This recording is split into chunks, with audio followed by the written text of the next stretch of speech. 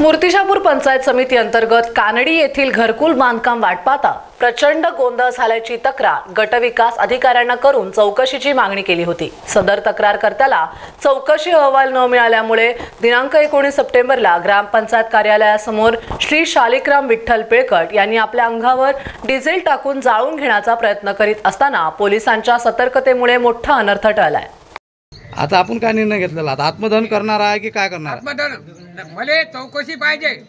चौकशी तुम्ही जर केली नियमानुसार, मले तुम्ही आपलं नियमानुसार मला चौकशी करून अहवाल द्या।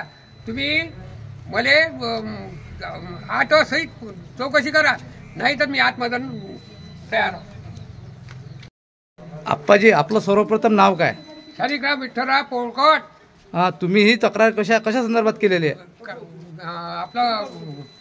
आपलं पंतप्रधान योजनेअंतर्गत जे घरकुल योजनेची यादी केली ते खोटी केली।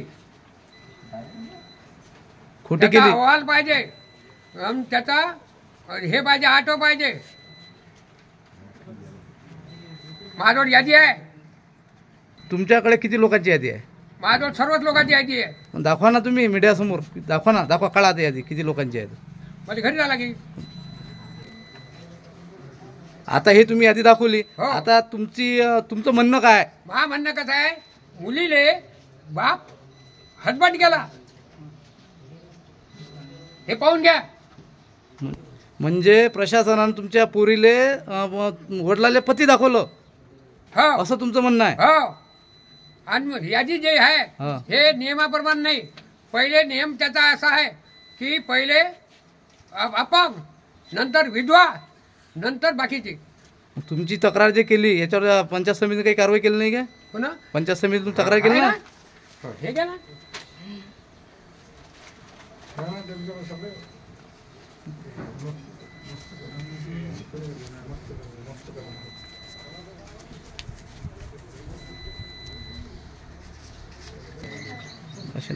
चालते। मुलाची यादी नियमावर द्याव, हे घ्या। मुलगी बापाचा नवरा होत नाही, हे घ्या, पाहून घ्या।